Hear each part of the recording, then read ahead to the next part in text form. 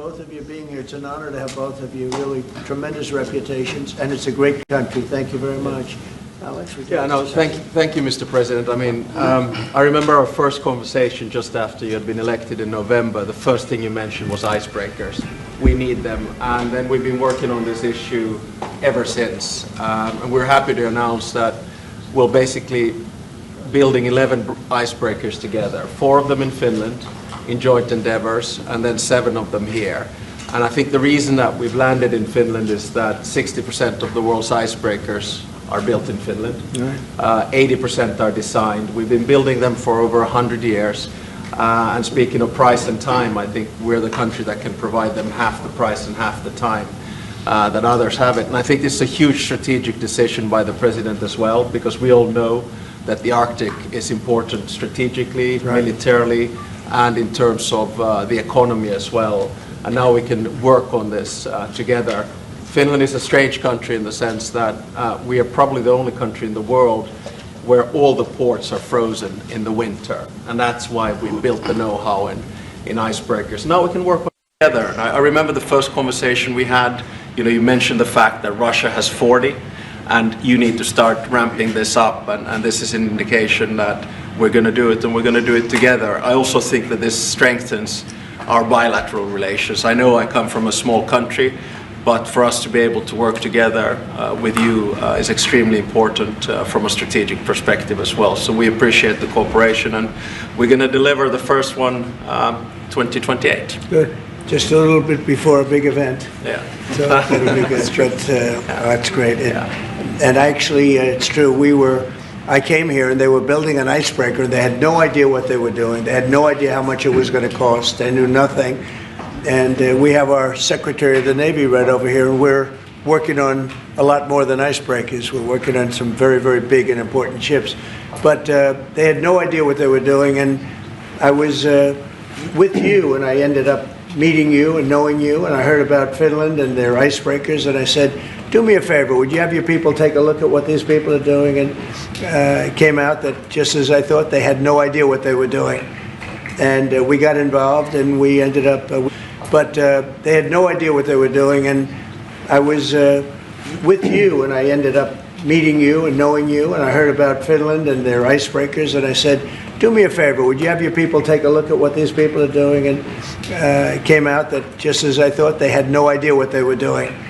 And we got involved, and we ended up, we need these ships very badly, because we have a lot of territory, more than anybody.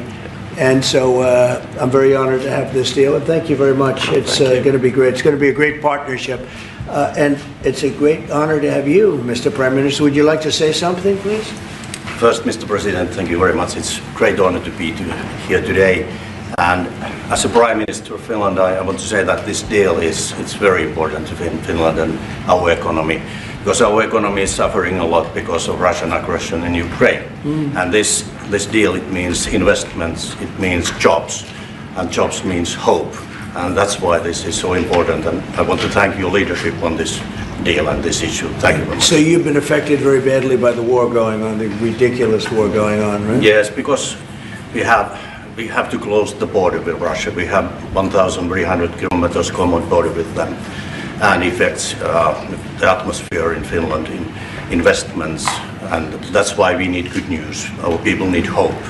Right. So your border is closed. Yes, closed. And that's because you have so many Russians trying to get in? Yes, they started to push illegal migrants to our border. That's why we were forced to close it.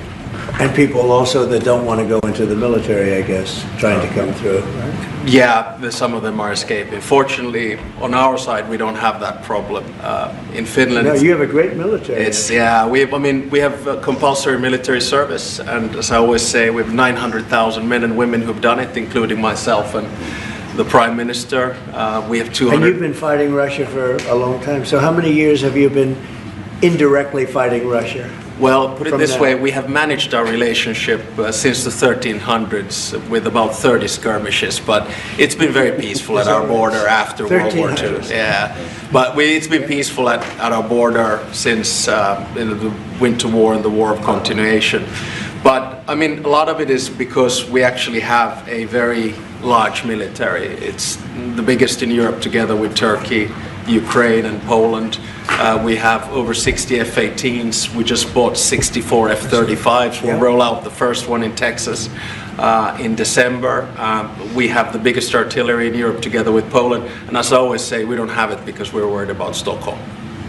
Well, you really have proportionately, I think, the largest military in the world, proportionately. It's quite big, yes, I have to admit. But, you know, we have it for defense purposes and also to build a deterrence. And it's worked, and I think that's one of the reasons that our relationship is so good as well. We have the Defense Cooperation Agreement with you. Right. We're new allies in NATO. Our defense expenditure is going north of 3%. We work very closely with you and the rest of our allies. And, you know, when you push the ceiling of defense expenditure in NATO to 5%, you can imagine that a country like Finland was quite pleased with that, because that means that all of the allies have to bring up their defense expenditure, and you basically increased our security just with that decision in The Hague. And I have to admit that, having been to my first NATO summit in the summer of 2024, if someone would have told me that you will move from 2% to 5% after Trump enters, I would have said, go see a doctor. But, you know, well, you had to do it, and you were great about it. Spain has not been. Spain is the one that didn't do it. And so I think you people are going to have to start speaking to Spain. The only one that didn't do it, the only NATO country that didn't do it is Spain. And you'll figure what that's all about, right? Yeah, I mean, we'll work, and I think with the leadership also, Mark Rutte, the Secretary General of NATO, I think, you know, there are a lot of commitments that have to take place, and this, of course, is going to also increase industrial defense exchanges. I think we buy 4 times more military material here from the US, and I think it's an essential part of our whole military setup in Europe. And it's good to be working on this together. But there's one thing that I wanted to mention also. I want to congratulate you for what we have seen in the past 24 hours in Gaza. Thank you. I think it's a historic deal. I went through the 20 points. It's almost like the best of record. You really see all the key elements. And if someone would have said a few weeks back that you and your team are able to push us to a position where there will be a ceasefire, an exchange of prisoners, hostages, and then a pullback, I would not have believed it. But this is what diplomacy is at its best, and I think it's a potentially huge deal. So congratulations to you and your team. Peace in the Middle East. Peace in the Middle East, yeah. And every country came together. Every single country came together, and people are shocked by it. But it's an amazing situation. Nobody thought it was going to happen. Thank you very much, and you've been of help too. You help always, but we are really working more closely together, having to do with Russia, Ukraine. And I would have thought that would have been easier, because that would be number 8 for me, number 8.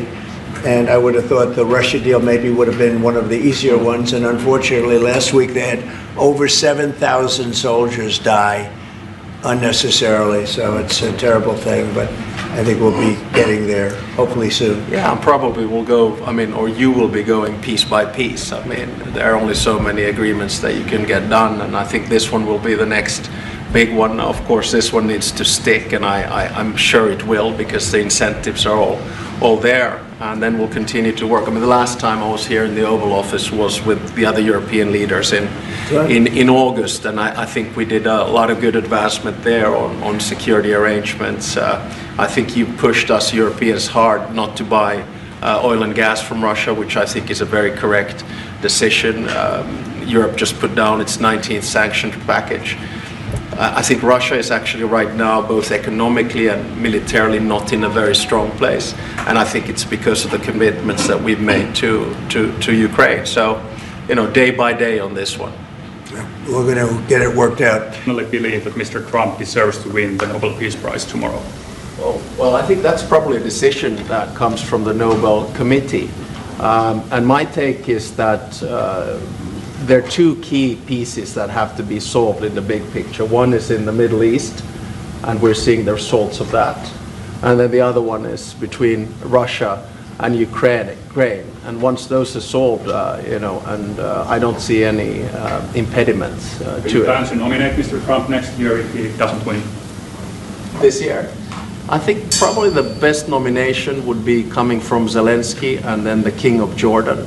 Those would be 2 that would come. But I think you have to, I mean, my experience with the Nobel Peace Prize comes from Martti Ahtisaari, the former president of Finland. He got it in 2008, and he got it because he negotiated 3 peace agreements on 3 different continents. Namibia in Africa, Kosovo, Serbia in Europe, and then Aceh in Indonesia. And his message was always that when you do a peace agreement, the key is that it looks like an equal match, that the big guy doesn't win over the small guy, and vice versa. But I have to say that the track record of the President of the United States in the past 7 months, 8 months is rather impressive. Mr. President, Follow up on the Nobel Peace Prize. thank you so much, Mr. President. First of all, thank you, all of you, in behalf of the State of Israel, for everything that you're doing for my country. I want to know, how do you see the Middle East in a year from now under your leadership? And if you see maybe option for normalization between Israel and Saudi Arabia? I think it's going to be great. I think it's the hostages will be coming back Monday or Tuesday. I'll probably be there. I hope to be there, and we're planning on leaving sometime Sunday, and I look forward to it. And everybody I see is celebrating in Israel, but they're celebrating in many other countries too. A lot of the Muslim and Arab countries, they're celebrating. Everybody's celebrating. Everybody loves the deal. So it's a great honor to have been working on it, and as you know, it's all finalized and done. We've had a lot of terrifically talented people. We've had tremendous support from UAE, Saudi Arabia, Qatar has been unbelievable. Egypt, as you know, and Jordan, Indonesia. I mean, it's I don't want to leave anybody out. Just so many different countries. It's been incredible. Nobody's seen anything like it. The Nobel Peace Prize tomorrow. Well, I don't know. Look, I made 7 deals, and now it's 8. Solved the wars, one going 31 years, one going 34 years, one going 35 years, one going 10 years. I made 7 deals. This would be number 8. The one I thought that I was going to make, and I think we will probably, is because it's a ridiculous war. It's a horrible, the worst since World War II. If you look at the people playing, is Russia, Ukraine. I think we'll do that too. We've a lot of reasons for them to do it, and I think they'll be coming to the table pretty soon. But this is the biggest of them all. This is a big one. Although I think India and Pakistan is very big. 2 nuclear nations. I made that. I did that based on trade and because of the tariffs. If we didn't have tariffs, you wouldn't have been able to do it. But I said, if you guys are going to fight, I'm putting 100% tariffs on each of you. And they immediately stopped fighting, and that was going to go nuclear. You know, that was back and forth. So I know one thing. I don't know what they're going to do really, but I know this: that nobody in history has solved 8 wars in a period of 9 months, and I've stopped 8 wars. So that's never happened before. But they'll have to do what they do. Whatever they do is fine. I know this. I didn't do it for that. I did it because I saved a lot of lives. And that's the thing that bothers me so much about the Russia-Ukraine. 7,000 people are dying a week. Young soldiers. They're almost all soldiers of Ukraine and Russia. So in theory, it doesn't affect us, no, but it's a terrible thing. And we'll get that solved too. But nobody has ever done 8 wars. Nobody's done 8 wars in 30 years, let alone 9 months. Are you going to step up? Obama got it for way Are you less. going to step up the pressure for a Ukraine deal? Yeah, particularly on we are stepping up the pressure. We're stepping it up together. We're all stepping it up. NATO's been great. The leader of NATO, as you know, Mark, has been fantastic, I think. And he's a fantastic guy. And they are stepping it up. And we're selling a lot of weapons to NATO. And that's going, I guess, to Ukraine for the most part. That's up to them. But they're buying weapons from the U.S. We make the greatest weapons in the world. You buy our planes and a lot of our equipment. And you have a big force, actually. You have a tremendous force of equipment. So I think we'll get that one done too, yeah. President Obama got it for way less. I want to finish, maybe. Mr. President, Mr. I'm from Finland. Mr. President, I'm from Finland. Is he okay? Yeah. Am I okay? He's all right. I'm all right. You look President. great. Yeah, President. You are buying icebreakers from Finland. Yeah. But what if Russia and Vladimir Putin attacks Finland? Would you defend Finland? I would, yes, I would. They're a member of NATO.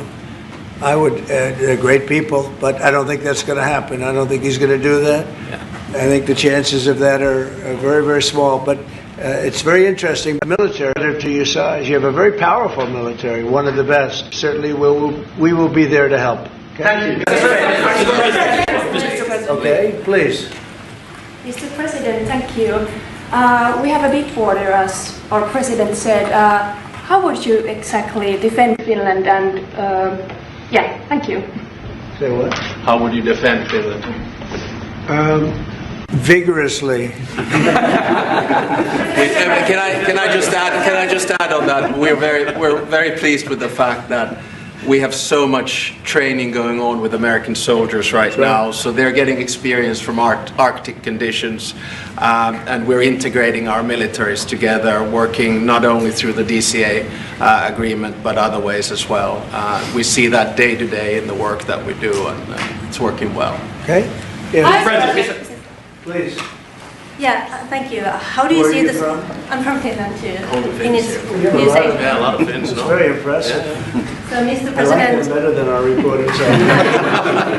thank you. So, how do you see the situation in the Arctic developing? Are there going to be any mutual plans for Finland and US to cooperate? We have a lot of relationships together. I mean, mostly buying our military equipment. They buy a lot of it. They have an order, I guess, 60 planes, 64 F-35s, and many other things too. It's a big order. Big countries don't order that many planes. You know, it's 10 billion. You have a lot of aircraft, a lot of great military. We make the best military equipment. They buy a lot from us, so it's very good. We're going to work together very closely with Finland and with NATO. We have a very good relationship. As you know, I requested that they pay 5%, not 2%, and most people thought that was not going to happen, and it happened virtually unanimously. We had one laggard. It was Spain. Spain. You have to call them and find why are they a laggard, and they're doing well too. You know, the funny thing, because of a lot of the things we've done, they're doing fine. They have no excuse not to do this, but that's all right. Maybe you should throw them out of NATO, frankly. Please, go ahead. What are you planning to do with Tall that? gentleman, nice tall gentleman, go ahead with the yellow shirt. Thank you, Mr. President. I wanted to change gears just really quickly and ask you, you're going to Walter Reed tomorrow? What are you having done, and how are you feeling? I'm meeting with the troops, and I'm also going to do a sort of semi-annual physical, which I do, and I think I'm in great shape, but I'll let you know. But I have no difficulty thus far. Is there wood around here? I'll knock on. No difficulty. Physically, I feel very good. Mentally, I feel very good. You know, I did about 6-7 months ago. I do physicals. I like to, when I'm around, I like to check always early. Always be early. It's a lesson for a lot of people. But I also did a cognitive exam, which is always very risky because if I didn't do well, you'd be the first to be blaring it. And I had a perfect score. And one of the doctors said he's almost never seen a perfect score. I had a perfect score. I got the highest score, and that made me feel good. When they asked, would I like to do one, I said, yeah. I said, did Obama do it? No. Did Bush do it? No. Did Biden do it? I definitely did. Biden wouldn't have gotten the first 3 questions right. No, Biden didn't do it. Biden should have done it. I'm actually a person that believes that if you're president, you should do a cognitive exam. But last time I took a cognitive exam, and it was a perfect score. The doctors announced it. And by the way, not the easiest test. The first few questions are pretty easy. Once you get into the middle, it gets a little trickier. And there aren't a lot of people in this room that would get every single question right, I can guarantee you. You're putting me in a difficult spot now. Next question. Mr. President, Trump got the Nobel Peace Prize for way less than you did, and President Obama got the Nobel Peace Prize He for got a way prize less. for doing nothing. Exactly. Obama got a prize. He didn't even know what he got. He got elected, and they gave it to Obama for doing absolutely nothing but destroying our country. No, he was not a good president. The worst president was Sleepy Joe Biden. but Obama was not a good president. Are you going to do something with the They gave Hezbollah? him a prize. How many months after he won the election, then they gave him the Peace Prize, right? It was right after he was elected. Are you going to take My election was a much more important election. Now that you're fixing the situation between Hamas and Israel, are you going to be taking care of the Hezbollah or the Lebanese armed forces to take We're care of looking at that, yeah, we'll be able to do that. That will be, it's a smaller part of the puzzle, but very important part. They have a great new ambassador that I appointed, Michelle, great new ambassador, so yeah, please. You said that the hostages will be released on Monday or Tuesday. What's your strict deadline? When do they have to get released? Well, And how I do you think make it's going to be sure Monday or party- Tuesday. It's going to be around that time, yeah. They're working on it very hard. Tuesday at They're latest. in very diverse parts of the earth, okay? They're very, very diverse. Actually, it's, I think they're going to come through. I'd be surprised if they didn't. I think it'll happen. Mr. President. Thank you, sir. The 19th point of the 20-point plan said that in the future there could be conditions in which the Palestinians might eventually get a state. Under what conditions do you think the Palestinians could have their own We'll look state at in the it at the future? time. We're going to see how it all goes. And, you know, there's a point at which we may do something that would be a little bit different and may be very positive for everybody. But we'll be looking at that at the time. Mr. President. I think we'll get to that. I think we'll get to that period too. Yeah, please. Mr. President. Yeah, please, Glass. Thank you. Mr. President, the United States has previously said that you would be that Europe would have to take more responsibility for its own security. Are you or the U.S. planning to withdraw some of the U.S. forces from the European soil? No, but we may move some around a little bit. I'd ask you that question, Pete. Go ahead. I think that's right, Mr. President. We're very much heartened by your leadership to get NATO to rise up to 5%, which means they can take primary responsibility for defense of the continent.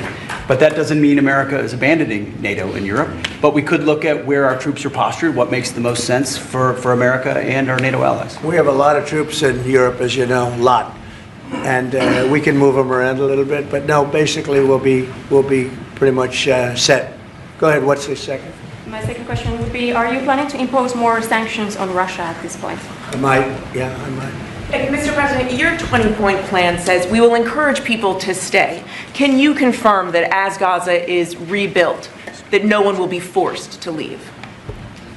Yeah, nobody's going to be forced to leave. No, it's just the opposite.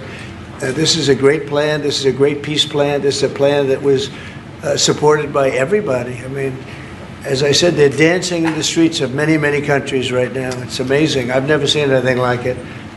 No, we're not looking to do that at all. And also, how soon do you think that we can see a full withdrawal? Mr. President, can you cut through the politics on the shutdown? We had another failed vote today. Can you speak to our viewers from Orlando to Sacramento?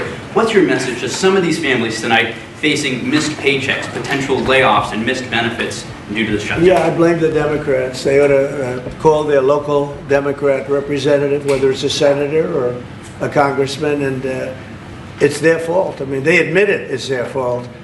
They campaigned on the fact that they'd never shut down the country, but they want to shut it down. And, you know, we have the greatest economy. We're the hottest country in the world right now. I think you'd admit that. The hottest country. We went from a dead country a year ago to the hottest country in the world. So I think they probably don't like that. But we're doing great. I mean, we're doing great. I would say my message is call your local representative, congressman or senator, and tell them to get on the ball. The Democrats have caused this problem. Can I ask one more Congressman Yeah, Randy please. Fine? Thank you, Mr. President. Where are you from? I'm from Finland. It's so nice. Uh-oh, here we go. Here we go with a killer question. I would like to circle back to the icebreaker deal. So Finland and the US are strengthening their economic partnership through the deal.